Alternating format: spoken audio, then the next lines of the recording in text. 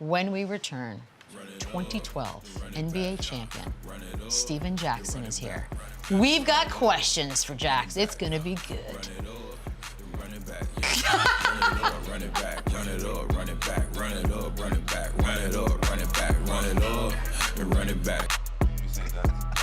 We are back.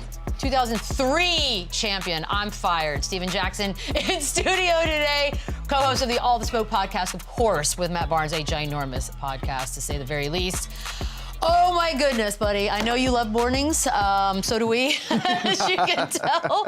Okay, I know we're going to get to the draft lottery last night because it's a big moment, but I know there was a lot made of... us, because we're Spurs people. Well, you are now, because you mended... I mean, you're good. Yeah, we're good right? now. Well, how did that all happen with Mom? Nothing, actually, we haven't had any conversations. It's just, times pass, things happen, I forgive them. They did give me an opportunity to win the championship. Yep. But, I had to let them know what they did. You know what I mean? A lot of people didn't understand how my career ended with San Antonio. Right. So I had to tell those stories. Let me ask you this, though. In the interview you did with DeJounte Murray, you did reference women in San Antonio being meh. You want to talk about that with me? Yeah, I live there, and, one thing about me, I like my women a fry away from being fat, right? God. I do. I like my women with some meat on them, right? So in San Antonio, it was just perfect for me. All the women that like to eat. It's one of the leading cities in obesity in Texas. It's just the truth. It's just the truth. But it worked for me because I'm from Texas, so I was used to it. I know. We're allowed to say it, guys, not y'all. We would not be fighting over the same women.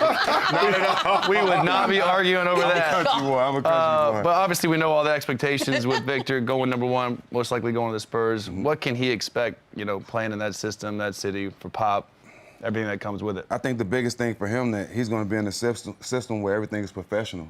It's a championship organization. They're used to winning. They do everything by the book. They're going to have everything he needs for him to be successful and be the best player he needs to be. I think it's the best situation for any young kid coming into the NBA is going to that family-oriented San Antonio Spurs organization where you're going to get the best out of everything there. Look, I'm gonna pivot a little bit. We don't talk about the Spurs all day.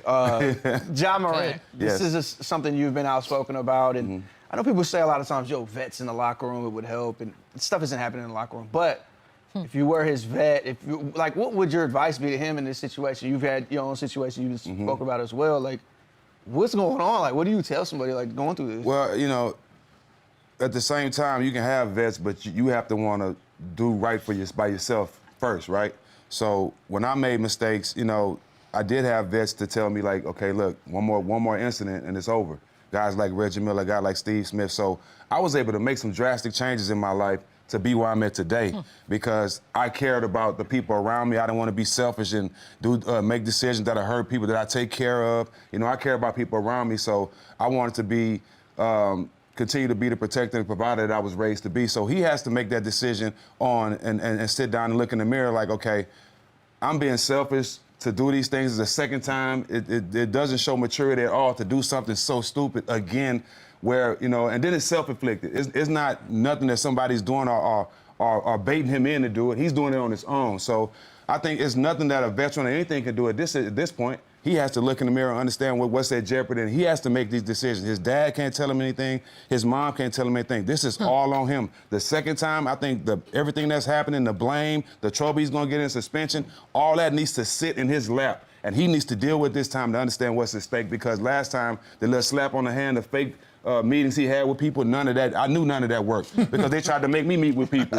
You know what I'm saying? When we got in the brawl. You know what I'm saying? That didn't do any justice for me. So he has to own up to this and sit down and look in the mirror and understand that, okay, I made this mistake now. I have to deal with it. Whether it's suspension, whether it's missing it all year, he got to deal with it. Nobody can help him this time. Wait, what do you think the league should do, suspension-wise? How much? Well, I've been a guy who lost $3 million for one punch. Yep. So I really don't want to get into that side. It was a hell of it. a punch. You know what I'm saying?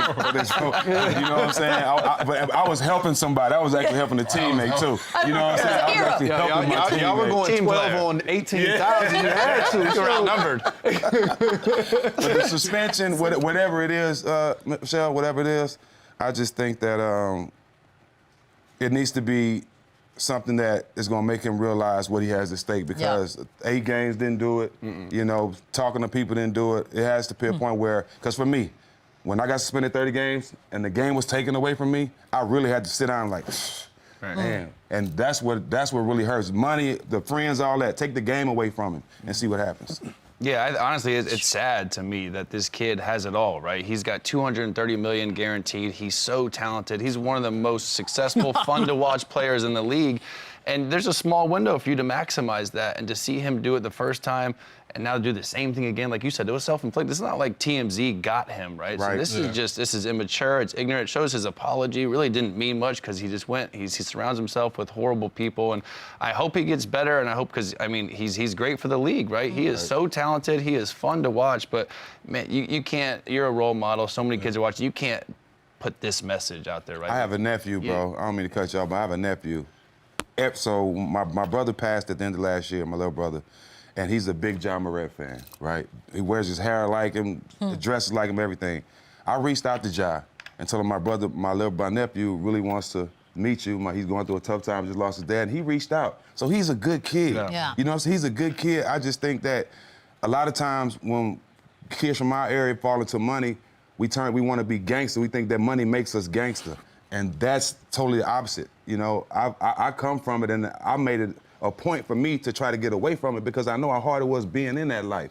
And a lot of times when you see kids do that, they're trying to be something they're not. Because the guys that really carried guns growing up, they were trying to get out that life. Yeah. So for him to do that, it shows that he's influenced by the wrong type of people, by the wrong type of music, and he should be the one influencing others instead of being influenced by nonsense. Yep. No, I mean, y'all said it all. I definitely agree. I think everything with a pro athlete and the position you're in, it's just the accountability and the direction that you want to go. And with Ja, I think, you know, one thing that's occurring is he's going from being, you know, the young, cute puppy kid that everybody loved to, you know, now being a man and, you know, comprehending that he has to take over the organization and franchise and the whole league to really set the tone and slow everything down and be like, yo, this is how we're going to do things now. When he says a quote, everybody says it. When he does a dance, everybody does it. So I think he has to be cognizant of that at all times and be like, yo, I just got to at least do all my dumb stuff inside the crib with no phones. You know what I mean? Right. And make and elevate to a businessman and an icon like he really is. The first time this happened was a lot more favor for him around the league. A lot of guys were saying, hey, I get it, you know, this and that. This time it's a lot more of like, hey, fool me once, you know what I mean? But I'm talking to players around the league like, yo, you said it earlier, he's a provider, he has too much responsibility.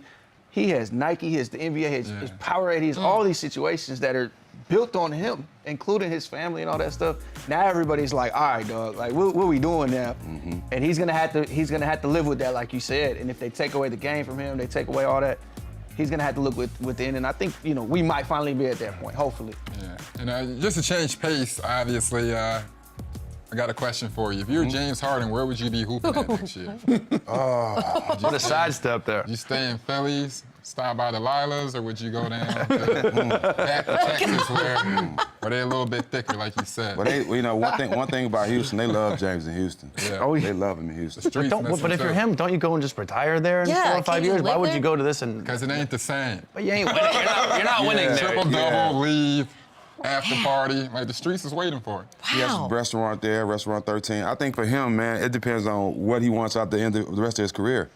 Does he want to run his numbers up and have a good time and build his legacy in Houston? Does he want to stay in Philly and with his guys, Dan Foney and if he comes and Daryl Morey and lose for the rest of his career? Because that's what's going to happen. D'Antoni ain't won nothing. I don't know why they think about bringing him in and bringing them back together. What have they won together?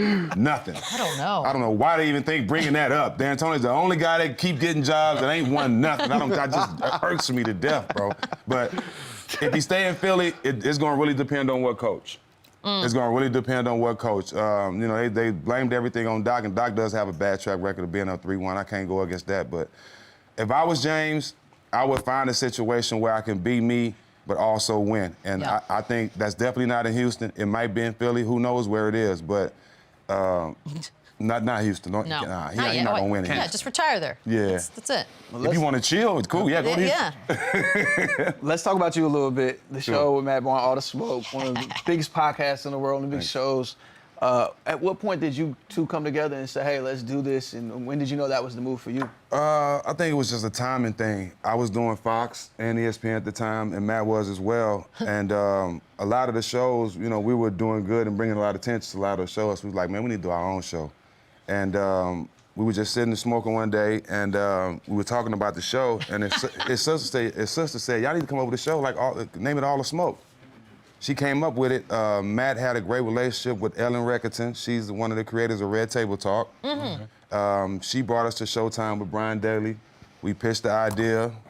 2 weeks later, well, maybe a month later, we're doing a photo shoot for the show. And, you know, I just really, it's really to all our fans, man. I think for me and Matt, people love us because we wear our emotions on our sleeve. Everything we go through in life, we talk about it, we don't hide about it. And a lot of people that come on our show, they feel like they can do the same thing, say things they've been wanting to say and get stuff off their chest. So the reason for our success has been for our support from our fans, but a lot of our guests that come on and tell good stories and, you know, give us a lot of stuff that nobody knew about them. So it's been a blessing from Showtime, and but shouts out to Matt for bringing this together. Yeah, pull up, Matt. I know it's early. Yeah. Pull up, man. He the boss, man. He do. Hey, I don't mind getting up because he gonna do all the hard stuff. He gonna do all the meetings. He gonna make sure the money right, the contracts right. That's smart. Yeah, I like that. I do the dirty work. Yeah. There you go. I went on your show. I had a great time. We had a great time. We had a great time. Might still be hot.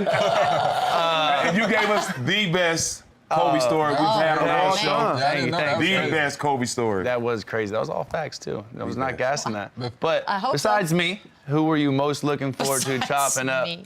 on your show? Because you've had some crazy list of guests. My favorite guests, well, I have two, Will Smith and Jim Gray. Jim Gray has been like a mentor of mine for the last Wow. 5-6 years. He talked about me in his book. And he's somebody who I talk to a lot. Even with the boxing space now, I'm learning a lot from him. But Jim Gray has some of the best stories. He's been around so long. Muhammad Ali's first and last interview. He got a lot of great stories of sports, man. And but Will Smith's first interview was right after the Chris Rock. Oh, dear. Yep. And also it was when he just dropped the Emancipation movie. It was an excellent movie. Antoine Fuqua. It was a great movie. And just being able to talk to him. And he announced on the show that he's producing my documentary with Westbrook. sick. Wow. Yeah, so that interview was just great, being able to meet him and to pick his brain. Jax, this has been a pleasure and an honor. All the smoke. I don't even know. I don't need to promote it. It's one of the biggest podcasts out there. It's been great to see you. I know you're busy and you're off. It's been a while. We're going to come back and wrap things up really, really, really quickly when Run It Back returns. Y'all gonna give up? Y'all know I'm home. Run it up, run it back, run it up, run it back, run it up, run it back, run it up, run it back, run it up, run it.